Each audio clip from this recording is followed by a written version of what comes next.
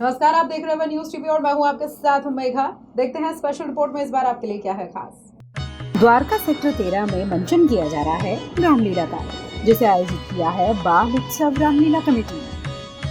हर साल ये कमेटी रामलीला आयोजित करती है और कोविड के बाद तो ये पहला मौका है जब इतने शानदार और बड़े तरीके से बाल उत्सव रामलीला का आयोजन हो रहा है। आपको बताएं, इसमें 9 दिनों तक अलग अलग स्कूल्स के बच्चे परफॉर्म करते हैं। इसमें क्लास 1 से लेके क्लास 12 तक के बच्चे अपने अभिनय की प्रतिभा दिखाते हैं। कोई श्री राम का रोल करता है, कोई लक्ष्मण बनता है, कोई माता सीता, कोई हनुमान।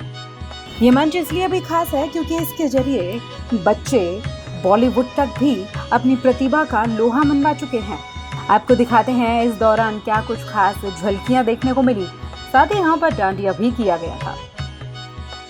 इस आयोजन में कई सांस्कृतिक कार्यक्रम और बच्चों के लिए, बड़ों के लिए, सभी के लिए झूले भी लगाए गए थे। इस उत्सव को करने में क्या क्या परेशानियां आई, किस तरीके से ये रामलीला आयोजित की गई, इस बारे में बात करेंगे बाल उत्सव कमेटी की अध्यक्षा प्रतिमा खंडेलवाल से। साथ ही बात करेंगे इस संस्था से जुड़े हुए लोगों से कि किस तरह से उन्होंने इस रामलीला को सफल बनाया और पूरे 9 दिनों तक वो इस कार्यक्रम को आयोजित कर रहे हैं। बाल उत्सव रामलीला बच्चों को ये आध्यात्मिक प्लेटफॉर्म प्रोवाइड करने वाली ये सबसे बड़ा मंच द्वारका का सेक्टर 13 का मंच, जिसकी अध्यक्ष इस वक्त मेरे साथ मौजूद हैं प्रतिमा खंडेलवाल जी। मैम, आपका बहुत बहुत इस तरह से धन्यवाद, शुक्रिया कि आपने बच्चों को इतना बड़ा प्लेटफॉर्म दिया है कि वो यहाँ पर आकर अपनी कला का प्रदर्शन करते हैं और आगे चलकर एक्टिंग को भी एज ए करियर भी ले सकते हैं, और ये बहुत ही बड़ी अपॉर्चुनिटी आप दे रहे हैं। आपका ये सवाल मेरे यही रहेगा कि आपने ये सोच कहाँ से आपको आई कि बच्चों को इस तरीके की रामलीला पे प्लेटफॉर्म देना चाहिए? याद आता है मुझे 2016 का वो वर्ष जब हमने ये सोच डाली थी।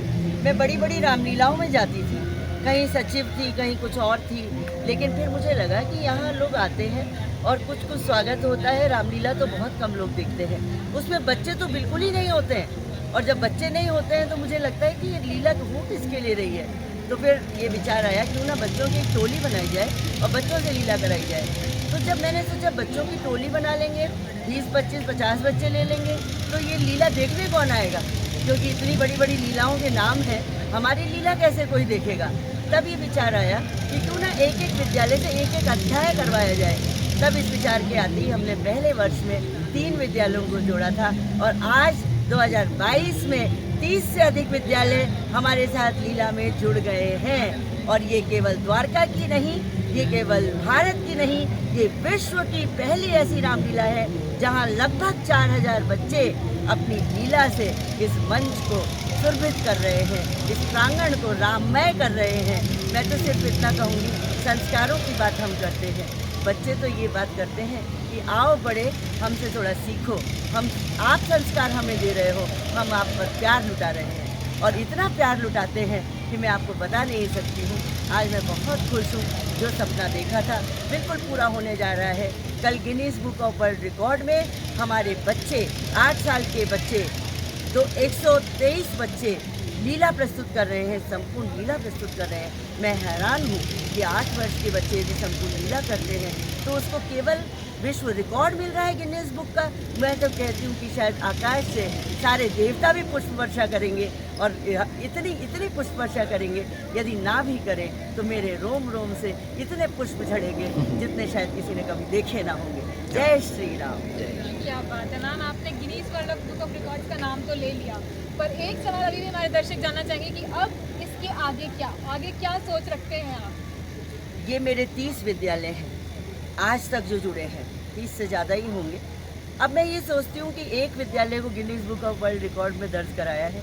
आने दीजिए समय, जब ये सब वर्ल्ड रिकॉर्ड बनाएंगे और अलग अलग तरह का वर्ल्ड रिकॉर्ड बनाएंगे, तब ये विश्व कहेगा कि वाह, ये कौन है, ये कौन सी लीला थी जहाँ हम इतने छोटे रूप में उभरे थे। हम छोटे छोटे लोग हैं, हम किसी तरह से कोई राजनीति से नहीं जुड़े, हमारे पास कोई धनाढ्य सेठ लोग नहीं है, हम बस आपस में एक दूसरे से थोड़ा बहुत जितना हमसे हो सकता है उतना करके आज इतने बड़े मेले को लगा रहे हैं। हम उम्मीद करते हैं कि आने वाले वर्षों में इससे 4 गुना मैदान भी हम लेंगे तो वो भी छोटा पड़ जाएगा। जैसा कि आपने मैम से जाना कि अब इनका ये संकल्प है कि हम विश्व पर, इस धरा पर फिर से जो है भारत को स्वर्ग बनाएं और ऐसी रामलीलाओं के जरिए बच्चों को आगे बढ़ाएं। इसी कमेटी के डायरेक्टर सर हमारे साथ जुड़े हुए हैं, संजय जैन जी। सर, आप अपनी क्या हमारी जो ऑडियंस है उसको मैसेज देना चाहेंगे कि ऐसे प्लेटफॉर्म्स क्यों ज़रूरी हैं और लोगों को भी ऐसे जो इवेंट्स हैं, शोज़ हैं, क्यों ऑर्गेनाइज करने चाहिए? देखिए, ऐसा है कि हमारी जो रामलीला का कॉन्सेप्ट है, अभी मैं आपको बताऊं कि आपने देश भर में बहुत सारी रामलीलाएँ देखी होंगी। हम भी चाहते तो कलाकारों को एक मंडली बुलाते रामलीला करा देते, लेकिन हमारा लक्ष्य रामलीला कराना नहीं था।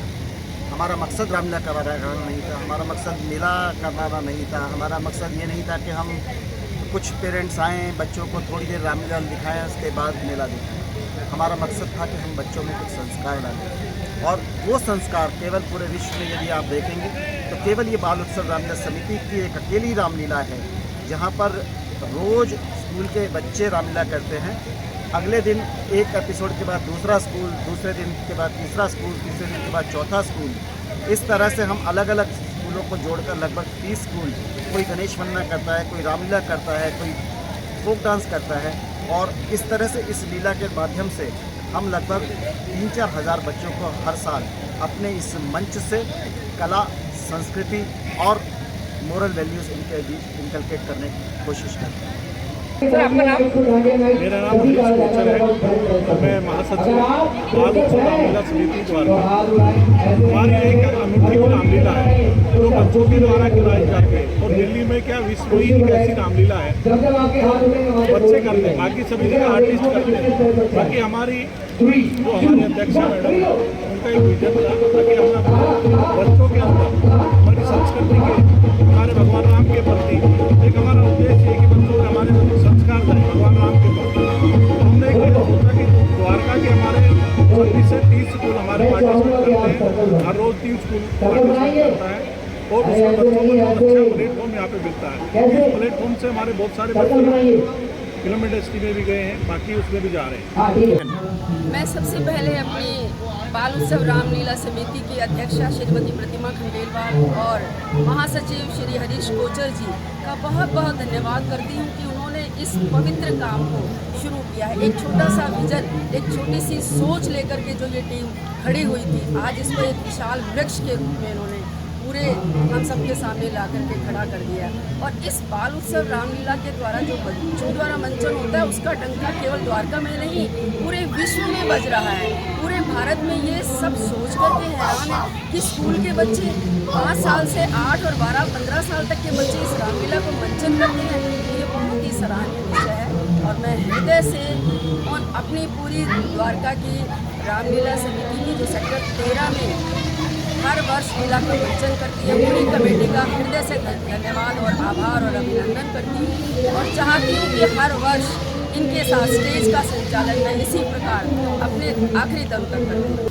बाल उत्सव रामलीला, जैसे कि इसका नाम सजेस्ट करता है, और हमने अपने दर्शकों को बताया कि ये रामलीला खास इसलिए है क्योंकि यहाँ पर स्कूल्स के बच्चे परफॉर्म करते हैं। तो इस वक्त मेरे साथ बाल भवन इंटरनेशनल स्कूल के 2 बच्चे मौजूद हैं जो यहाँ पर 2 मुख्य जो रोल्स हैं वो निभा रहे हैं। जी हाँ, राम और लक्ष्मण का रोल। तो फर्स्ट ऑफ ऑल अपने आप को हमारे दर्शकों को इंट्रोड्यूस कीजिए और बताइए कि कैसा बड़े प्लेटफॉर्म पर परफॉर्म करते हैं। जय श्री राम। मेरा नाम श्रीजन है और मैं बाल भवन इंटरनेशनल स्कूल से हूँ। एंड बाल उत्सव रामलीला पे परफॉर्म करना एक बहुत ही अलग फीलिंग आता है क्योंकि इतने बड़े स्टेज पे आप लोग को अपॉर्चुनिटी मिलती है अपने टैलेंट शोकेस करने का। तो रियली गुड फीलिंग, बहुत अच्छा लगता है कि आप लोग ऐसे अपॉर्चुनिटी क्रिएट कर रहे हैं। फ्यूचर में आप एक्टिंग को एज अ प्रोफेशन चूज करना चाहेंगे या क्या स्कोप देखते हैं acting? Actually, I am right now pursuing one of the colleges, IIT, but after that, I am definitely gonna do that. मैं उसके बाद एक्टिंग के लिए कई सारे इंस्टीट्यूशन जाना चाहता हूँ और आगे अपना करियर बना रहा हूँ। आपका एक्टिंग में रुचि कैसे जाती है और इस प्लेटफॉर्म पर आपका लक्ष्मण का रोल प्ले करें बहुत ही इंपॉर्टेंट रोल है, एक सपोर्टिंग रोल होता है राम का, कैसे फीलिंग? जय श्री राम। मेरा नाम तनिष चौधरी है। हालांकि मेरे को 7 साल हो गए हैं थिएटर करते हुए, और मुझे इस बाल संपूर्ण रामलीला ने एक मंच दिया है जिससे मैं अपने आप को बहुत आगे तक पहुंचा सकता हूं। मैं बाल इंटरेक्शन स्कूल का स्टूडेंट हूं जो कि पास आउट हो चुका हूं, और मिस्टर पीयूष गुप्ता जिन्होंने मेरा टैलेंट निखारा और मुझे पहचाना कि मैं बहुत कुछ कर सकता हूं। देन मैंने बॉलीवुड में कदम रखा, मैंने छलांग मूवी की।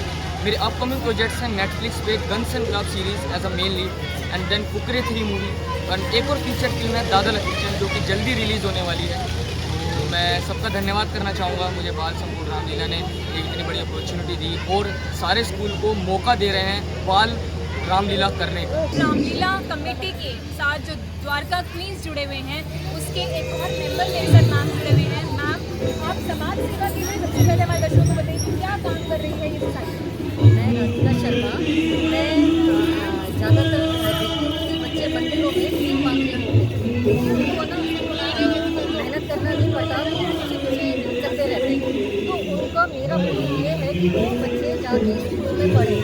तो मैं बीच में जाके मंदिरों का सर्वे करती हूँ, उन बच्चों को नाटक में लेके जाती हूँ, एक्ट करवाती हूँ। पहले तो उनको लालच देती हूँ, गाड़ी में घुमाऊँगी, बर्गर वो सारा करके उनके अंदर पढ़ने की भावना है। फिर जाके वो इंटरेक्ट हो जाते हैं, फिर कैसे बनाते हैं। टाइम ऐसा आ जाता है कि वो इंटरेस्ट लेते हैं, तो मैं जाके स्कूलों में सोशल पार्ट। बाल उत्सव रामलीला का मोस्ट इम्पॉर्टेंट पार्ट है वहाँ के बच्चों का कल्चरल परफॉर्मेंस। सो उस कल्चरल परफॉर्मेंस की बात हो रही है, वो हमारे साथ जुड़े हुए हैं। जी हाँ, द्वारका क्वीन से हमारे पास हमारे साथ जुड़े हैं बहुत ही ब्यूटीफुल मैम। आप अपने बारे में हमारे बताइए कैसे द्वारका क्वीन सहयोग कर रहा है इस बाल उत्सव रामलीला। मेरा नाम प्रतिमा जैन है, I am founder of Dwarka और बाल रामलीला से हमने डांडिया बाल रामलीला में हमने कराया है। प्रतिमा जी तो कई साल से जुड़े थे, लेकिन इस बार हमने बाल रामलीला में डांडिया कराया है द्वारका क्वीन। मैं प्रतिमा जैन और ये शोभा दुर्गलिया फाउंडर ऑफ द्वारका क्वीन से उनका क्या रोल रहता है ऐसे हम इवेंट्स कराते हैं, लेडीज़ के लिए इवेंट्स कराते हैं और फैमिली इवेंट्स भी कराते हैं। द्वारका जगह जगह पे इवेंट्स कराते हैं। आप कुछ अपना एक्सपीरियंस शेयर कीजिए फर्स्ट ऑफ ऑल इस रामलीला से रिलेटेड।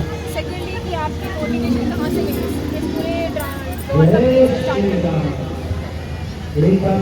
से स्टार्ट करने यहाँ से मिली कि हम बहुत ज़्यादा खुद ही मस्ती हो रहे हैं।